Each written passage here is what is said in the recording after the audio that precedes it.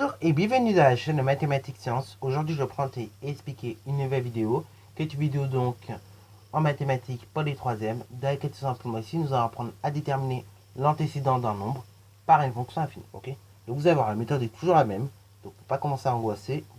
Et donc si vous suivez correctement, vous allez voir que vous allez pouvoir y arriver tranquillement, normalement, sans trop de difficultés. Ok, vous allez voir que la méthode que j'ai abordée dans cette vidéo ressemble beaucoup à celle que j'avais abordée dans la vidéo donc sur les fonctions, ok, en généralité. Bon, passons au détail. Ici donc, nous avons une fonction L qui est définie par l'expression L de x est égal 2x moins 6.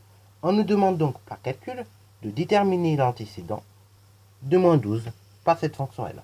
Je vous laisse donc mettre la vidéo en pause, réaliser tout tranquillement cet exercice. Puis après donc nous allons tout simplement faire une petite correction détaillée. Sur ce donc, c'est parti mon kiki. Ici on nous demande de déterminer par calcul l'antécédent de 12 par L. Autrement dit, ça veut dire quoi concrètement? Ça veut dire que l'on recherche tout simplement un nombre x, donc on recherche un nombre, donc un nombre x en l'occurrence, pour lequel f de x, enfin pardon, L de x, pardon, je suis trop habitué avec les f, du coup, voilà, pour lequel L de x est égal à 12. Voilà, voilà. Ça, c'est ça que ça signifie en fait. Quand on vous demande de déterminer l'antécédent d'un nombre par une fonction, c'est tout simplement de dire ça. C'est-à-dire, en fait, on recherche un nombre pour lequel L de x est égal à 12. Ok, ça va, c'est pas trop difficile, normalement.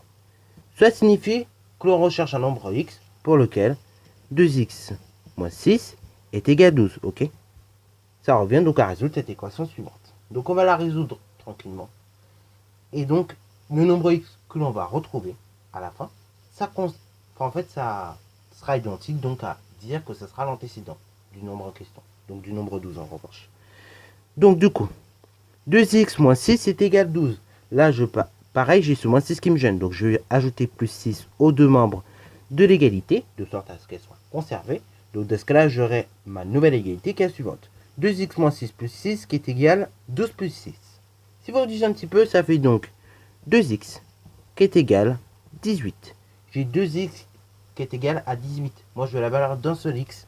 Donc, je vais tout simplement diviser par 2 aux deux membres de l'égalité. Ça veut dire donc qu'au membre de gauche, les deux, vous voyez, ça nul. Il me reste donc x qui est égal à 18 demi, c'est-à-dire donc 9. Pareil, on peut faire peut-être une petite vérification pour ceux qui seraient pas très certains de la solution qu'ils trouvent. Donc, on fait une petite vérification. On remplace ici x par 9. Donc, on fait bien 2 fois 9. 2 fois 9 moins 6. 2 fois 9, c'est donc 18. 18, vous lui retranchez 6. C'est donc 12. Ok, donc, on peut bien conclure, puisqu'on obtient bien 12, que déjà la solution de cette équation, c'est 9. Et cela signifie donc que tout simplement l'antécédent de 12 par cette fonction L est 9. Voilà, donc l'antécédent de 12 par cette fonction L, c'est 9. Cela signifie quoi? Ça veut dire que tu dois prendre 9 comme nombre de départ, de sorte à obtenir bien 12. Voilà, voilà. Sur ce donc, c'est la fin de cette vidéo. J'espère qu'elle vous aura plu. Entraînez-vous bien encore sur ce genre de vidéo, calcul d'images, calcul d'antécédents. On peut beaucoup vous les demander. Voilà, voilà. Et puis, je vous laisse sur cette vidéo. Voilà, voilà. Allez, bye bye.